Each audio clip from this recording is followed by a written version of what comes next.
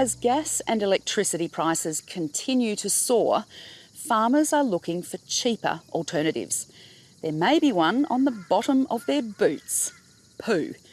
A dairy farm in Victoria is the testing ground for new Biodigester technology, which converts cow manure into power. The project's still in the start-up phase, but many are hoping it could be used across agriculture and beyond. Here's Ballarat rural reporter Jess Davis.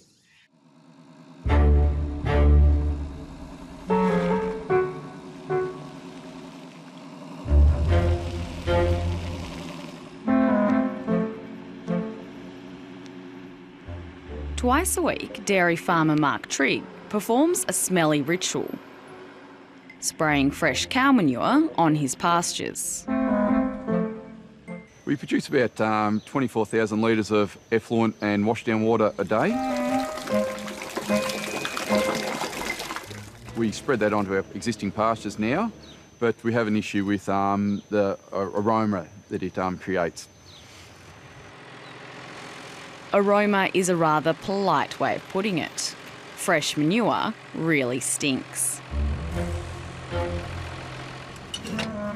Yeah, just the smell on the pastures, the warm weather, the neighbours don't appreciate it too much. Mark Trigg is not afraid to do things a little differently.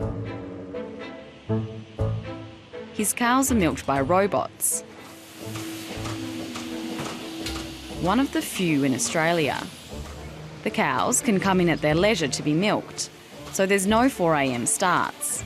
And once milked, they can enjoy a bit of pampering. The other beauty of this robotic dairy is that all the manure is collected. The scrapers run 24 hours a day. They just scrape the manure out. We've got an 80,000 litre pit at the end of the barn. And for Mark Trigg, that's exciting. Inside these shipping containers, he hopes to find the solution to many of the problems that afflict intensive livestock farming. We've always known about biodigesters, and now that we've got the effluent, we thought, well, let's try and value add. Over the past few months, these green boxes have been converted into a leading technology, a biodigester, which will convert a waste problem into a valuable asset. The biodigester should contribute to about 50% of our running costs of our power consumption. We still have the effluent component to spread back on our pastures at the end of the day. We've heard about digesters over the time in the pig industry, and we thought, well, why can't we have it in the dairy industry? So now that we're housing the cows and have all the effluent in the one spot, we can hopefully make some gas. But the final piece of the puzzle to get this invention off the ground came from left field, the mining industry. The amazing thing was that the crap coming out of the shed, we used to look at it as being something that was detrimental. You know, you really had to deal with it, you had to pump it and squirt it around the paddocks. You know, it really was crap, let's call it what it is. But now we believe we're going to turn it into gold, and the more crap we can produce out of the shed, the more gold we can produce from it. So it's a very exciting opportunity. After months and months of work, it's gone from conception to completion. The amazing thing about this is it draws its inspiration from the cows. Just as a cow has 4 stomachs, the biodigester has a number of chambers. Typically, if you think of even the animals, some animals just have one stomach and they're quite inefficient. They don't really process their food very well. Cows, for instance, have 4 stomachs and they're actually a better producer. So we believe that the multiple stomach system, if you want to call it that, or the divided, segmented system, and that actually comes out of our mining experience, believe it or not, in some of our leaching technology. We know how much better efficiency you can get by dividing up the processes and doing things differently down the chain.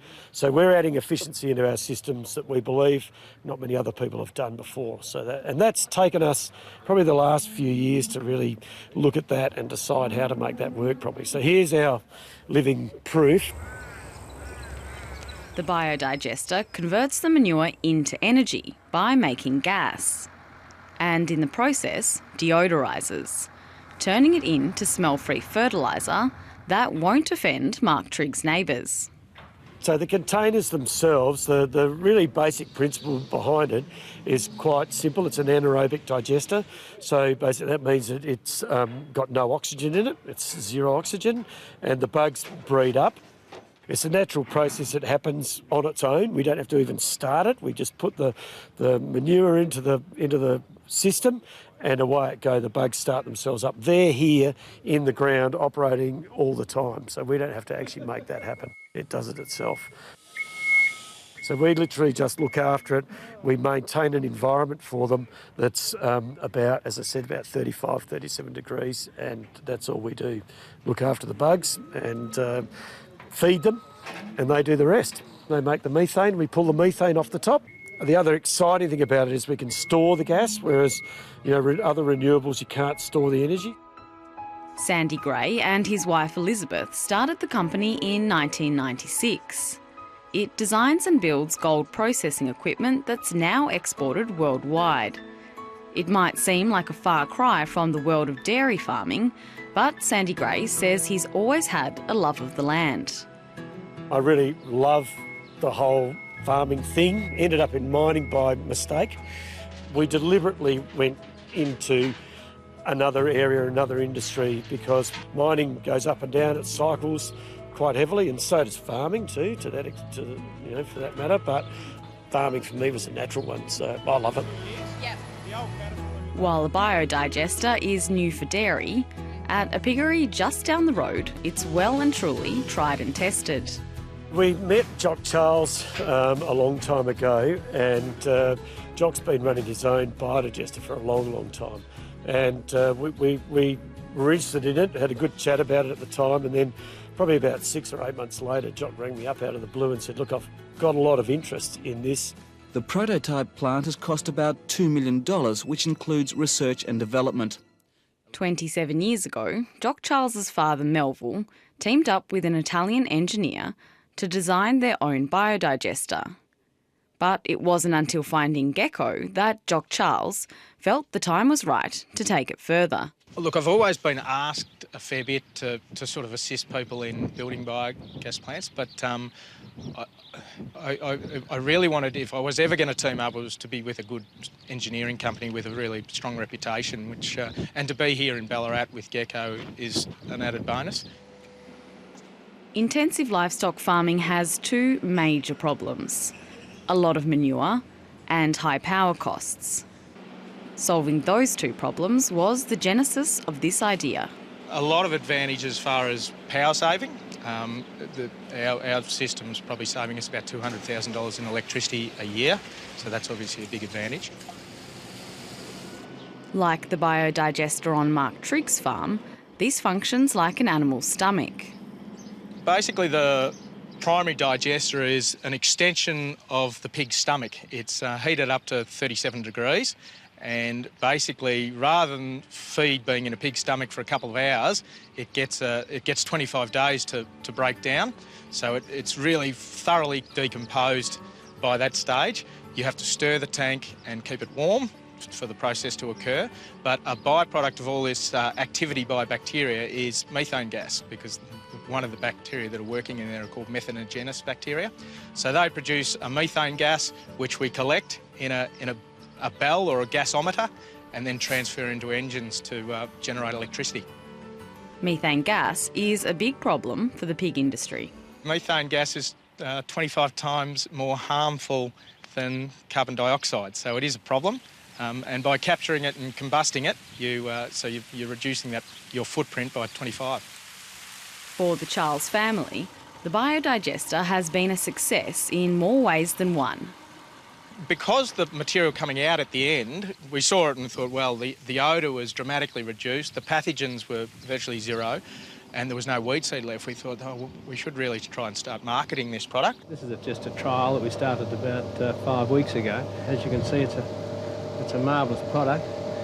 It's used in a lot of gardens by our friends and ourselves at present.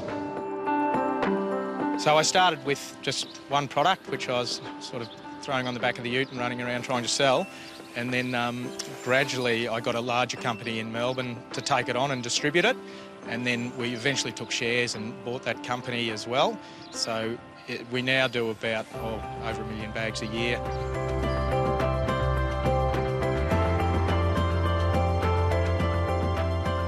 This improved version is the result of 3 vital elements: Mark Trigg's robotic dairy and its effluent collection, Jock Charles's piggery, which had already proven the technology could work, and a local company with the engineering expertise, capital, and a willingness to back a great idea. It was absolutely essential, and I couldn't imagine us having just leapt into it, suddenly woke up one morning. Maybe I'm stupid enough, I would have, but unlikely. Having Jock, who's run his digester for 27 years or whatever it is now, been so successful with it and seeing what he could do, and then having this robotic dairy, which is a fantastic state-of-the-art, amazing thing, only half an hour away from us. So we're all within half an hour of each other, and that just made such a big difference, and having people who are willing, so having Mark Trigg and the Trigg family who are just excited about it, really actually want to do it.